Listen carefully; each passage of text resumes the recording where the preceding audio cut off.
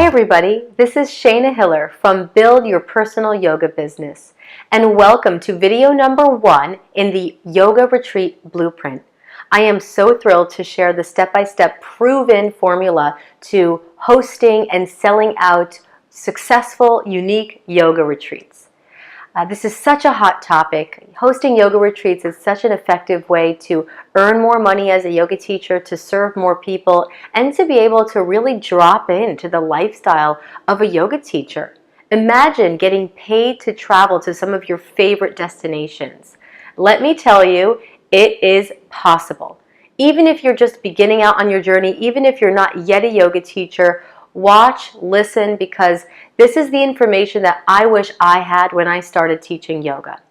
A little bit of background about me. I've been teaching yoga for the past 12 years. I've been hosting yoga retreats since 2008, and I learned the hard way, but I'm grateful that I learned, and that's why I feel very compelled and guided to share this information with you, because this is such an inspiring way to step into a bigger role as a yoga teacher and to really see yourself as a leader in this field. So my intention for this video series is to break down 3 of the most important components of hosting a yoga retreat so that you have this information forever. I'm creating the 3 videos so that you feel like you can take the time to digest each one, literally, to breathe into it and to let it really sink in. Feel free to take notes if you'd like, or you can, rewatch these videos and feel inspired and start visioning your future as a yoga teacher and perhaps a retreat leader. What is a yoga retreat? A yoga retreat is, in my opinion, a conscious vacation. It's a wellness experience where you as a host, as a teacher, are holding space for a group of people to have an experience. And what inspired me on my path to hosting yoga retreats was taking a lot of yoga retreats. When I first started my yoga journey, I invested in so many yoga retreats. Honestly, I don't even know how I did it, but my soul really wanted it, and I became so curious and so intrigued by this world that I started assisting various yoga retreats and eventually learning the back end. So yes, it's glamorous. Yes, it's an incredible miracle that we get to do this as yoga teachers, and you can too. Anybody can. And there's a practical side. There's a logistical side. So all the amazing unicorn, yummy, magical travel vibes, not aside, but over there for now, I want to get into the logistics so that you feel confident. Okay? So today, first video, we're going to talk about a few. The DLDAT, the DOLDAT. DLDAT. If you can't see this board, no worries. You can take notes, and I'm going to explain it anyway. The first thing to note and to think about, here's my marker, is the duration of your retreat. Your retreat does not have to be a week-long retreat. Right now, I typically host 7-day retreats. Some of them are 7-night, 8-day retreats, but I started with a 3-day retreat in my hometown. Retreats, it's such a vast topic that honestly, if I were to talk about it in depth, it would take me all day, all night, and into tomorrow and probably the next day. But keep in mind that there's something within you. If you feel guided or pulled toward hosting retreats, I say meditate. Tune in to what's true for you. A retreat can even be a 1-day or a 6-hour retreat. There's a wonderful yoga teacher here in Los Angeles that takes people hiking and creates an organic lunch for them, and it's a 4-hour, day-long retreat experience. So get those creative juices flowing so that you can come up with something that's unique and authentic to you. Be inspired by the people around you who are hosting, their own things and following their own truth. And trust yourself, because your offering is going to be unique, and that's what's going to attract more people. Duration. Second is location. Location. I mean, obviously, most of our first impulse would be Costa Rica? Sure. Hawaii? All right. Bali? Let's go. If you're just beginning this journey, right, or if you haven't yet been to these destinations, my suggestion is to keep it simple in the beginning and avoid flights and avoid visas. because again, there is a lot of back end, which is not hard, but it is something that I would suggest getting more in tune and more knowledge around the back end of hosting a yoga retreat, and then maybe choose a destination that's farther away, where, because I'm all about hosting and doing all of this work on your own. So I'll get into that later, but I do all of this on my own. I don't work for a company. So this is what I want to teach you, so that you have the power, you feel empowered to do this by yourself, and it doesn't become this paralyzing question mark of, whoa, what do I do? And it scares us from even taking the first step. So location. I host yoga retreats in Ojai, California. It's an hour and a half away. So you can host a yoga retreat in your hometown, or you can go far, or you can go to another state, or to a remote area close to home. So just again, to get those juices flowing for what's possible, because it can be an incredible experience close to home.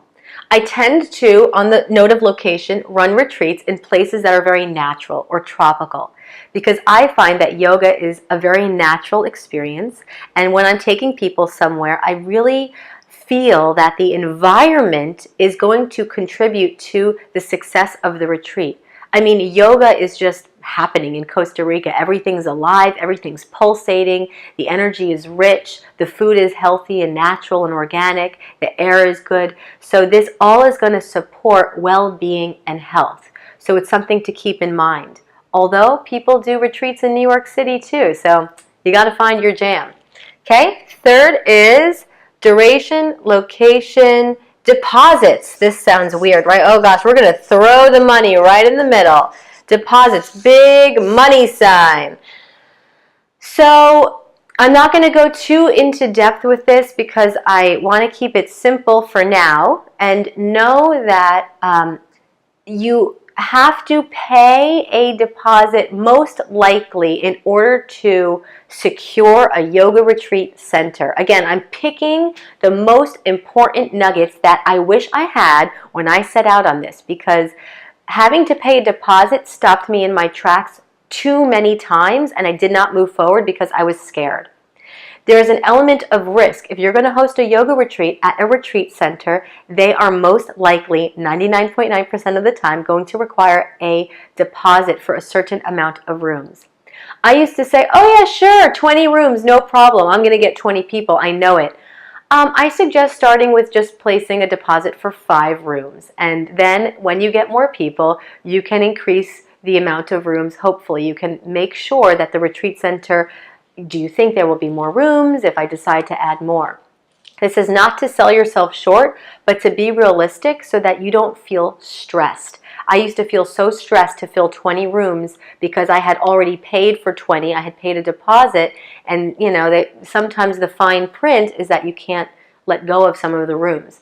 That's not always true though, so that's a different subject. But you got to pay to play. Oh, I hate that line, but it's true. I've heard this in so many of my business trainings.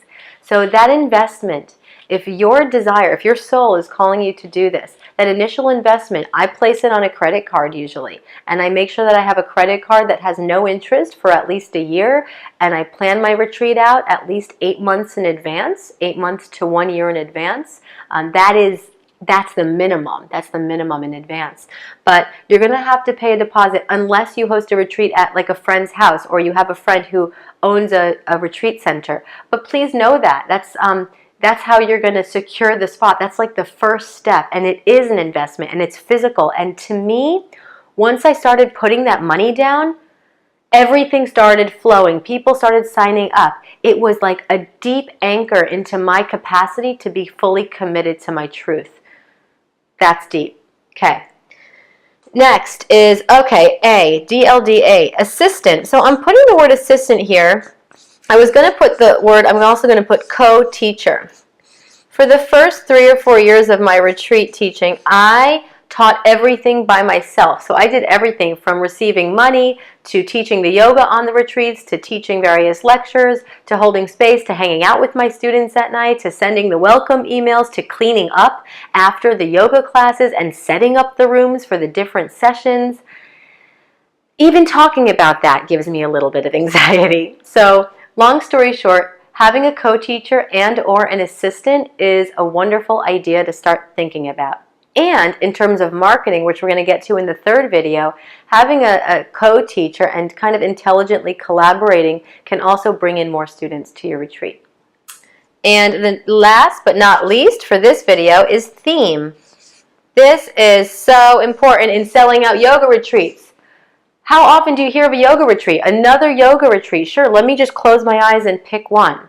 When you have a theme, not only can you more directly market your yoga retreat to a certain demographic, but it becomes unique. It becomes different. For example, I hosted a yoga retreat a few years ago in Hawaii called Create the Life You Want to Live. And it was for people going through transitions in life and wanting to get clear on their next step. It can be as simple as that. I held a women's empowerment retreat in Bali. So getting clear on not what you think you should be doing, but what feels right within. So theme is important, not required, but important. Okay? So who is this for? Who is your retreat for?